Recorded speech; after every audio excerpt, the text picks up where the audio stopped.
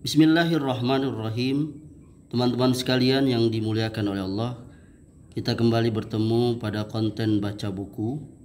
Kali ini saya akan membacakan sebuah buku yang berjudul Sejarah dan Keutamaan Masjid Al-Aqsa dan Al-Qudus.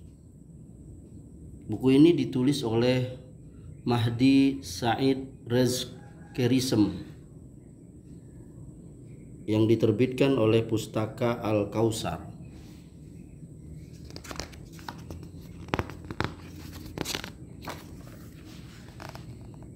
Buku ini judul aslinya adalah Fadailu Al-Masjidil Aqsa wa Madinati Baitil Maqdisi wa Ar-Raddu ala Maza'imi Al-Yahudi,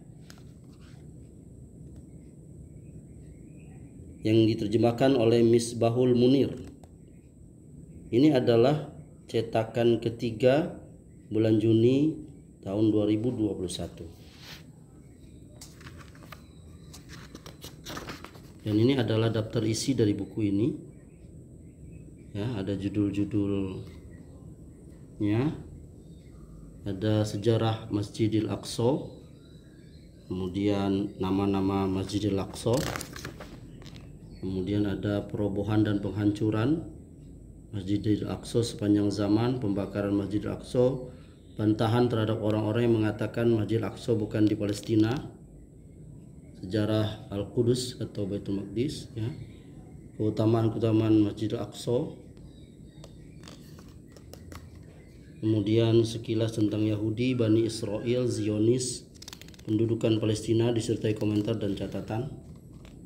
Kemudian ada hak bangsa Palestina atas tanah Palestina serta bantahan terhadap klaim dan kebohongan Yahudi. Ada judul Haikal Sulaiman dan bantahan terhadap Yahudi, penjelasan dan ulasan. Ada lampiran informasi-informasi penting tentang Palestina, Baitul Maqdis dan Masjidil Aqsa.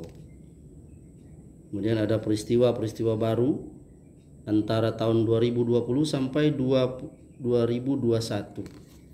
Saya akan membacakan buku ini, yakni pada subjudul lampiran informasi-informasi penting tentang Palestina, Baitul Maqdis dan Masjidil Aqsa pada poin atau nomor 4 dengan judul Terpecahnya Palestina antara Fatah dan Hamas serta pengaruhnya terhadap isu Palestina dan bangsa Palestina, pada halaman 263. Ya, ini halaman 263. Nomor 4, terpecahnya Palestina antara Fatah dan Hamas serta pengaruhnya terhadap isu Palestina dan bangsa Palestina.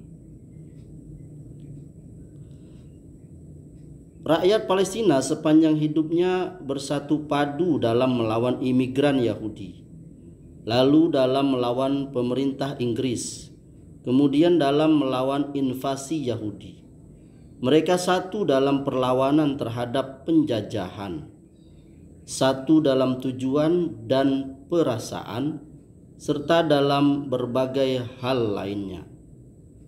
Keadaan tersebut terjaga hingga tahun 2007. Karena pada saat itu terjadi perbedaan politik antara Fatah dan Hamas, sedangkan keduanya merupakan organisasi atau partai atau gerakan terbesar yang merepresentasikan bangsa Palestina. Perselisihan itu menjadi penyebab terbaginya bangsa Palestina menjadi dua bagian dan dua negara. Rakyat yang ada di Gaza akan mengikuti Hamas dan yang di tepi barat akan mengikuti Fatah. Perpecahan ini menjadi peristiwa paling berbahaya yang dialami bangsa Palestina dan negara Palestina. Bahkan ia setara dengan bahaya Yahudi itu sendiri, karena perpecahan membuat orang-orang Palestina saling berkonflik di antara sesama mereka dan membiarkan musuh Yahudi. Sebab-sebab perpecahan ini ada yang lama dan ada yang baru. Jumlahnya sangat banyak dan berkisar antara faktor-faktor politik dan agama di antara para pemimpin Fatah dan Hamas. Pembagian ini pun mendapatkan dukungan dari sejumlah negara Arab, Islam dan Barat. Sudah barang tentu Yahudi merupakan pendukung terbesar bagi pembagian ini karena hal tersebut sangat menguntungkan bagi mereka lantaran melemahkan bangsa Palestina dan membuat mereka sibuk dengan diri mereka sendiri. Perpecahan ini memaksa rakyat Palestina untuk menjawab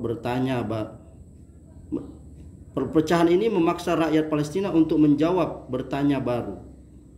Apakah Anda berasal dari kelompok Fatah atau dari Hamas? Saudara-saudara yang sedang berpecah belah itu lupa akan darah para syuhada yang mengalir di atas tanah suci sejak lebih dari 100 tahun yang lalu demi membela wilayah, kehormatan dan agama. Dua pihak yang sedang berkonflik itu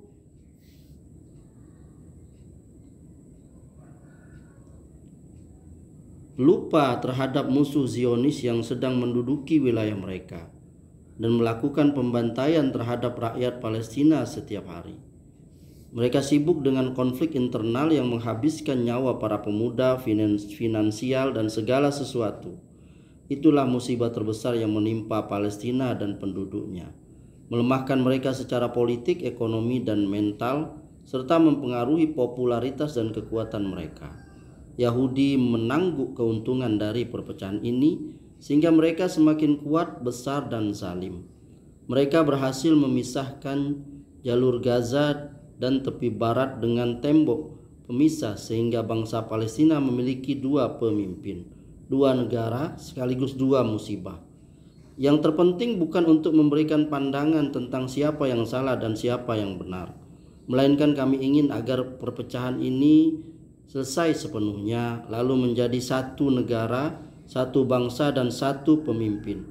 Yang penting bagi kedua pihak tersebut adalah Palestina dan Masjidil Aqsa, bukan jabatan dan kursi. Tidak penting bagi kita siapa yang memerintah dan siapa yang menjadi pemimpin. Kita tidak menginginkan adanya partai-partai dan perpecahan, melainkan kita menginginkan adanya satu pemerintah, satu kabinet, dan para penanggung jawab yang memiliki keimanan dan ketakwaan serta menjalankan tugas dan kewajiban. Apakah setelah perpecahan mereka akan membebaskan Palestina? Sekali-kali tidak. Karena Yahudi melakukan serangan terhadap Gaza di depan mata pemimpin Fatah, namun ia tidak berbuat apapun. Dan Yahudi juga menyerang tepi barat di depan mata Hamas, namun ia tidak berbuat apapun. Hal ini sangat menyedihkan, dan perpecahan ini telah melemahkan bangsa Palestina, menjatuhkan kekuatan dan harga dirinya. Dunia berkata kepada orang-orang Palestina, silakan kalian berdamai di antara kalian terlebih dahulu, dan sesudah itu berpikirlah tentang pembebasan Palestina. Benar, siapa yang akan membebaskan Palestina? Apakah Hamas atau Fatah? Saya tidak berpikir bahwa yang melakukannya adalah salah satu di antara keduanya. Bahkan tidak mesti yang membebaskan Palestina adalah bangsa Palestina sendiri. Sekali-kali tidak, karena ini merupakan persoalan Islam sehingga Palestina harus dibebaskan oleh selain orang-orang Palestina. Anak-anak bangsa Palestina itu seluruhnya saling mencintai dan saling berdekatan. Hati mereka satu dan tidak rela dengan perpecahan ini. Akan tetapi terjadi perubahan dalam ranah politik. Karena itu kami memohon kepada Allah untuk mendamaikan saudara-saudara itu dan menyatukan langkah keduanya sehingga mereka kembali menjadi satu barisan di bawah satu bendera. Demikian, setelah selesai saya membacakan buku ini, sebagian kecil dari buku ini. Silakan teman-teman kalau ingin membacanya membeli buku ini ya. Dan saya juga mengucapkan terima kasih kepada sahabat dekat saya yang jauh di sana di pulau seberang yang telah meminta kepada saya untuk membahas hal ini. Dia berkirim WhatsApp kepada saya agar menjadikan konten pembahasan ini. Tentu ini pembahasan yang sangat sederhana, mungkin insya Allah lebih luas lagi. Dan kita mari berdoa kepada Allah Subhanahu wa taala, semoga Allah Subhanahu wa taala menolong saudara-saudara kita di Palestina dari orang-orang kafir yang ingin kita kaum muslimin hancur. Semoga Allah menolong mereka. Amin ya rabbal alamin.